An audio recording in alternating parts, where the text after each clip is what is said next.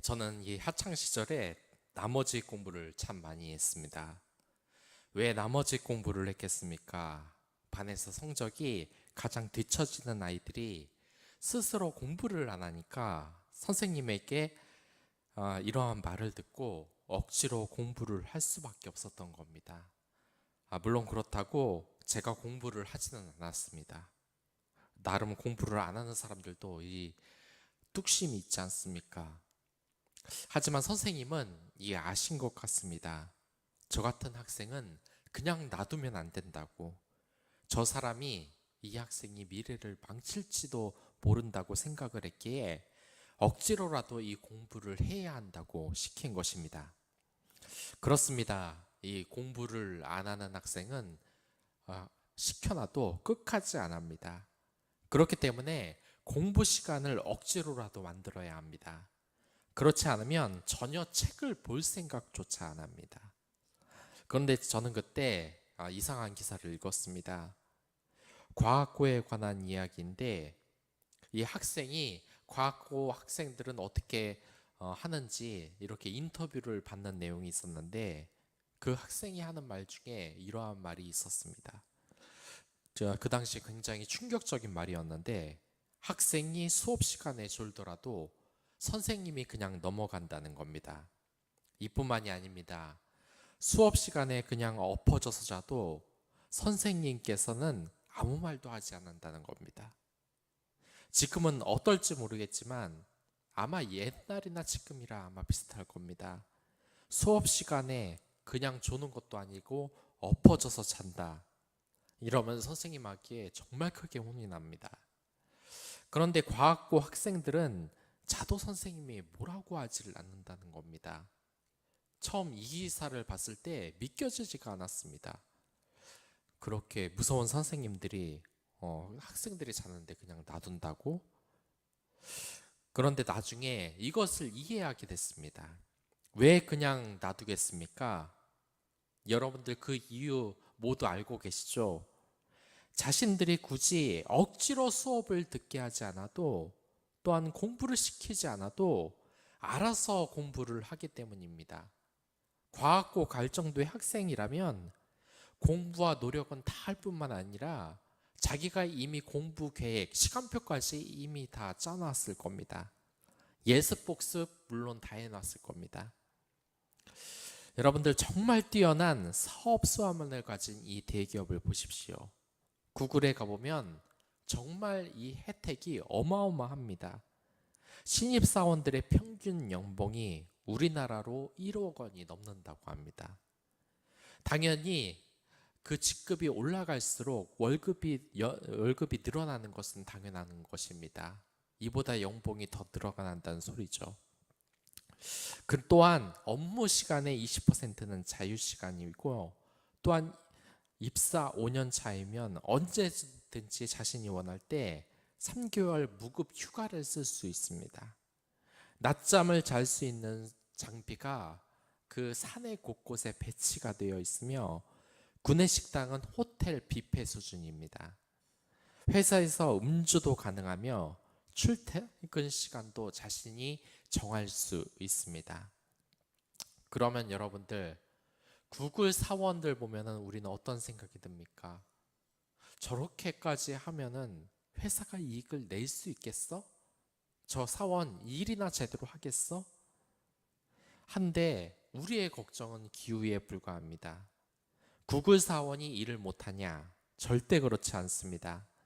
아시다시피 구글은 세계적인 기업으로 그 영향력이 어마어마합니다. 그런데 이 구글에서 사원들에게 왜 이런 혜택을 주겠습니까?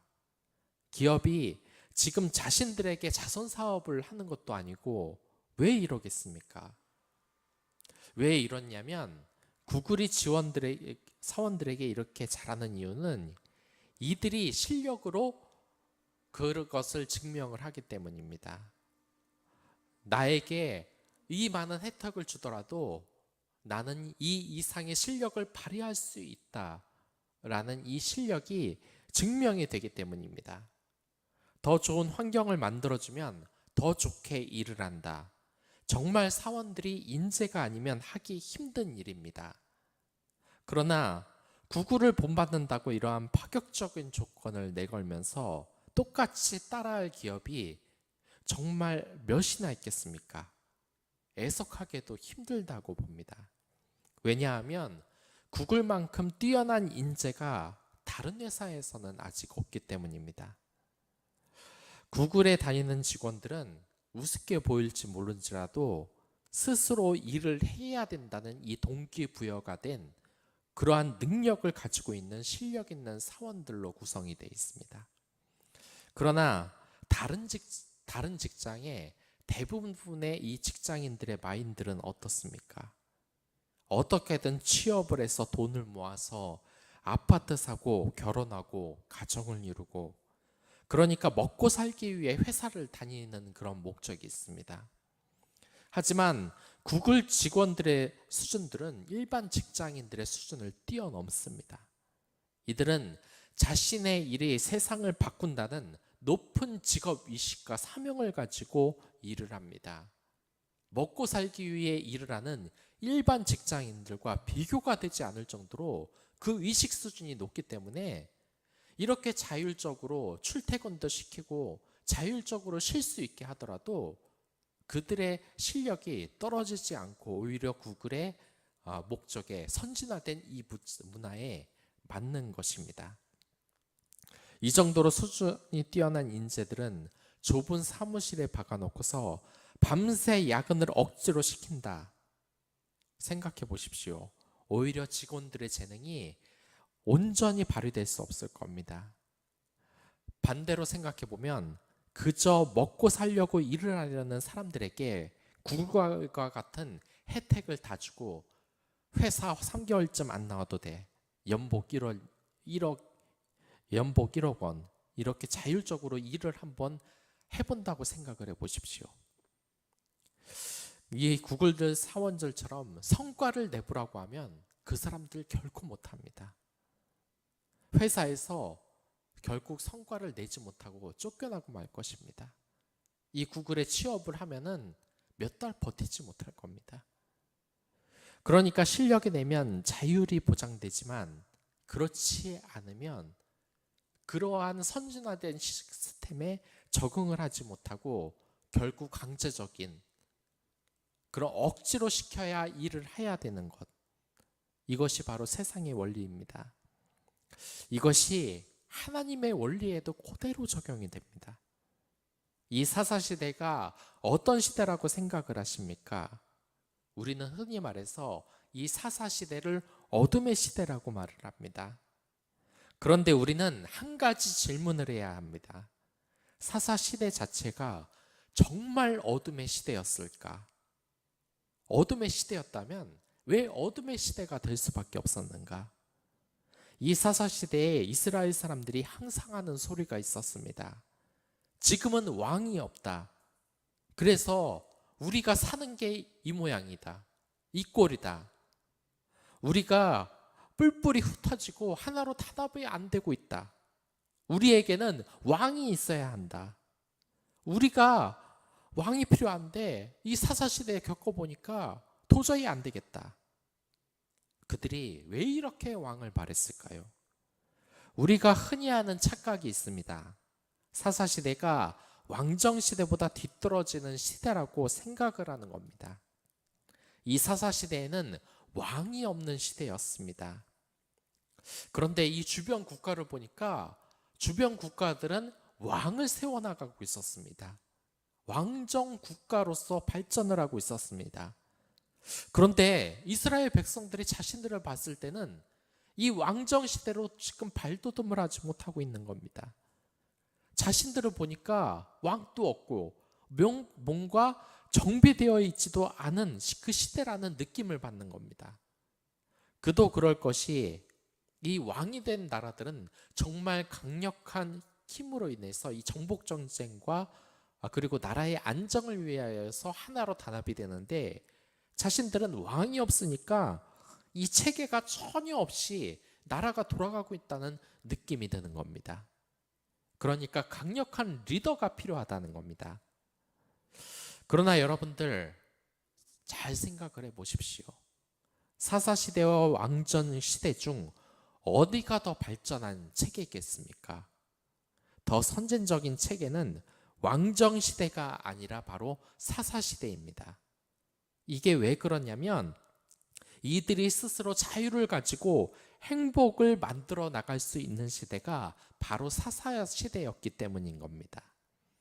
이때에는 그들 스스로 아무런 제약 없이 자신의 일에 종사하고 문화적으로 향상해 갈 수 있는 그 기회가 주어졌습니다. 그러나 문제가 하나 있었습니다. 이 선진화된 사사 시스템에서 이스라엘 백성들이 이러한 자유를 줘도 그들이 이것을 이용하고 발전적인 방향으로 나갈 정도로 선진화된 백성이 결코 아니었다는 겁니다. 그래서 이들은 결국 왕권주의라는 전체주의, 이 국가주의, 왕정 전체주의를 원하게 된 것입니다. 나에게 자유를 준다고 해도 잘 못하니까 왕을 줘라. 왕이 날 구속하고 자신의 배를 배부르기 위해 나를 채찍질하고 내 딸을 가져가고 내 아들을 전쟁에 써서 죽일지라도 나는 왕이 필요하다. 왜냐? 내가 혼자 자립할 능력이 되지 않기 때문에, 내가 그 정도로 성장한 사람이 아니기 때문에 난 누군가가 통제를 해줘야 되고 그래야만 잘 되는 사람이다. 마치 수업 시간에서 여러분들 그런 사람이 있는 겁니다. 선생님이 옛날 이야기를 하는데 그 옛날 제자가 찾아왔다는 겁니다. 근데 이 선생님이 정말 구타로 유명한 선생님이었습니다. 맨날 쪽지 시험을 보고 이 쪽지 시험 10개 봐서 8개 밑으로 내려간다. 몽둥이 찜질이 장난이 아니었습니다. 그러다 보니 이 중간고사, 기말고사를 보면 이 시험을 본 학생들의 평균이 80점, 90점 이상이었습니다. 그런데 나중에 몇 년이 지나자 이 제자가 찾아온 겁니다. 이 제자가 찾아와서 이 선생님을 보고 참 기뻐하더랍니다. 그러고 이런 말을 했습니다. 선생님, 저 그때 선생님이 저 때린 거 너무나 미웠습니다. 하지만 나중에 대학에 가서 억지로라도 공부를 시켜준 선생님에게 정말 감사를 드립니다. 앞으로도 열심히 후배들을 때려주시기 바랍니다. 이들의 매가 나중에 도움이 된다는 것을 가르쳐 주시기 바랍니다. 한마디로 이 후배들, 지금 있는 후배들, 나를 포함한 이 후배들 개패듯이 패서 완전히 새 사람 만들라는 겁니다. 그러나 여러분들, 이 말이 좋은 말입니까? 공부는 스스로 하는 것이 가장 좋습니다. 하지만 스스로 공부를 못할 바에야 내 자신을 통제하고 죽을 정도로 이 자유를 빼앗고 공부만 억지로 시키게 해야 된다고 이 선배는 생각을 하는 겁니다. 지금은 없어졌을지 모르지만 옛날엔 스파르타 학원이 있었습니다. 말 그대로 스파르타, 자유를 빼앗고 강압적으로 공부를 시키는 겁니다. 지금은 어떨지 모르겠는데 옛날엔 구타도 당연히 있었겠습니다. 그 학생 스스로가 들어올 때 계약을 하는 겁니다. 어떤 가학 행위야 구타가 있더라도 날 억지로라도 공부시켜라. 난 때리지 않으면 안 듣는 놈이다. 바로 이러한 경우가 지금 왕을 원하는 시대와 같습니다. 나에게 자유를 백날 줘봐라. 난 제대로 살 수 없는 놈이다.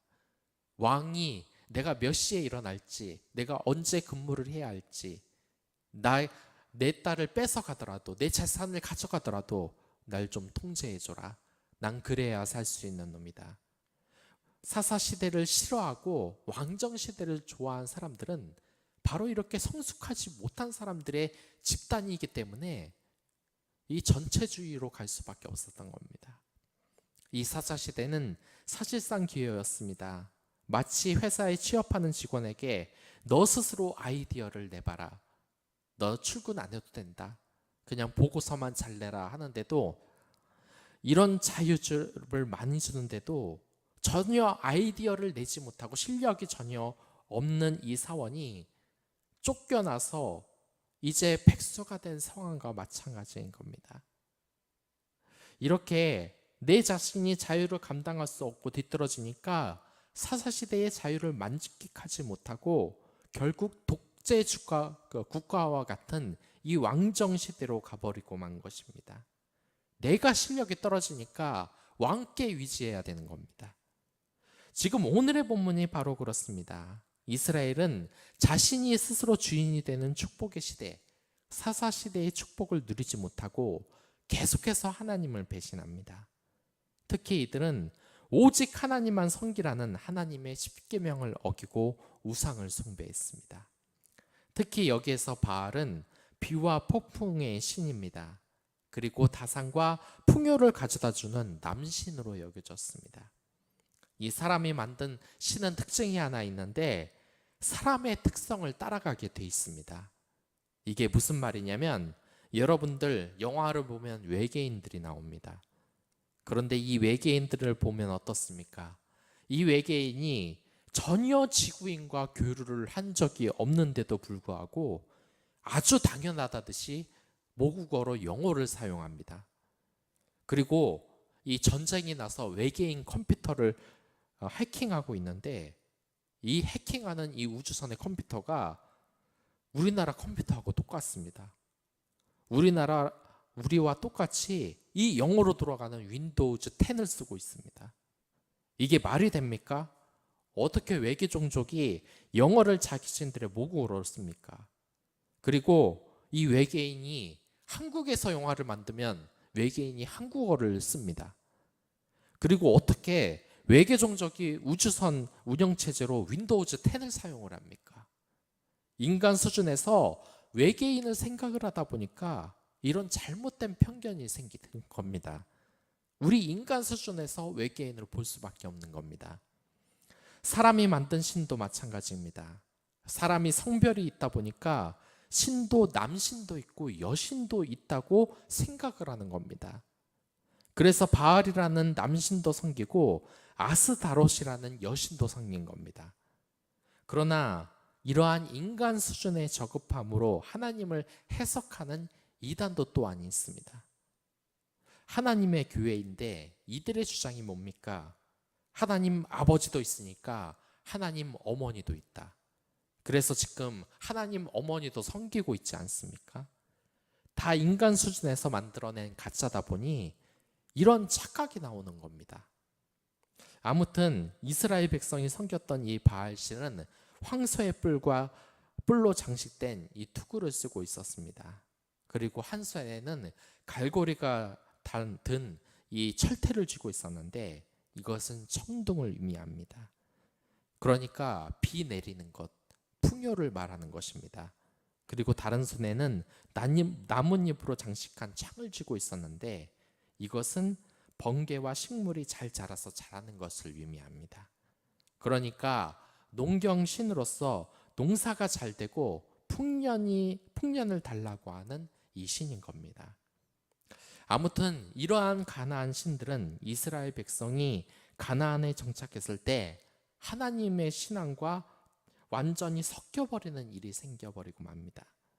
이 가나안 신들은 성적으로 자유분방한 특성을 가지고 있었기 때문에 바알과 아세라를 섬기는 제사에서는 신전에서 여제사장과 성행위를 하면서 이 제사를 드린 겁니다.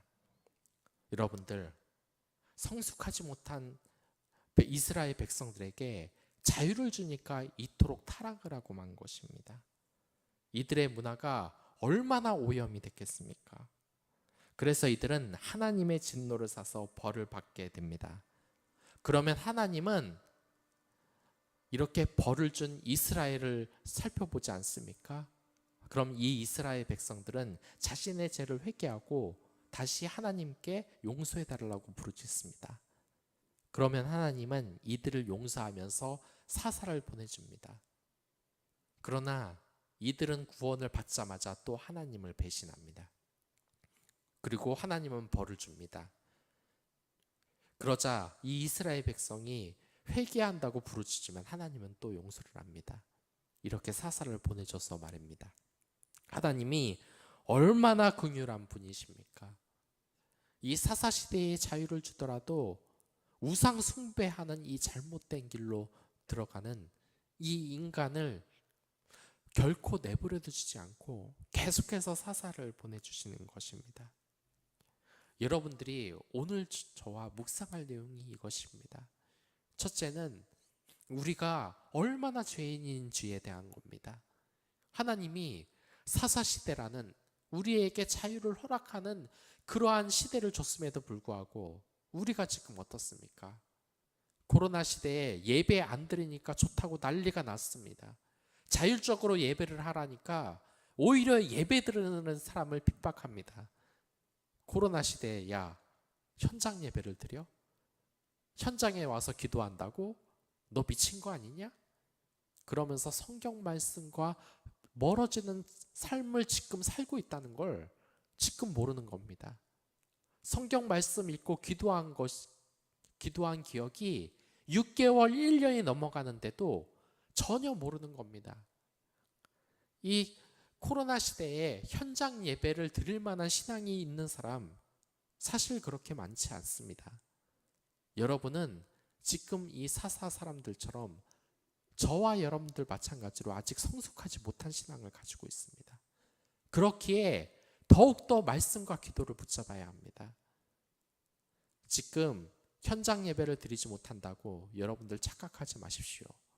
여러분들의 신앙이 혼자 자립할 수 있을 정도로 그 정도로 성숙하지 않았습니다. 늘 항상 겸손하십시오. 늘 항상 하나님께 약속하며 말씀과 기도 생활을 집에서라도 꼭 하십시오. 그리고 현장 예배 드리는 사람들을 비난하지 마십시오. 그건 여러분들 교만한 겁니다. 그리고 또 하나, 두 번째로 하나님이 얼마나 긍휼하신가입니다. 우리가 죄를 짓고 건방지고 이렇게 이방신을 향하고 하나님과 멀어지더라도 하나님은 부르짖는 우리의 목소리를 결코 외면하지 않으십니다. 여러분들이 하나님을 믿어야 하는 이유가 이것입니다. 코로나로 인하여서 우리가 얼마나 힘들어졌습니까? 마음이 얼마나 피폐해졌습니까? 하지만 하나님은 위로를 주시는 분입니다. 여러분의 기도를 들으신 분 있는 것입니다. 오늘 하루를 살아가면서도 이 하나님의 은혜를 기억하며 기쁘게 생활하시기 바랍니다. 나 자신이 죄인임을 기억하며 오직 하나님의 은혜에 감사하며 더욱더 하나님의 뜻에 살기 위하여 오늘 하루 내 삶을 주님께 바칩니다라는 마음으로 다 같이 기도드리도록 하겠습니다.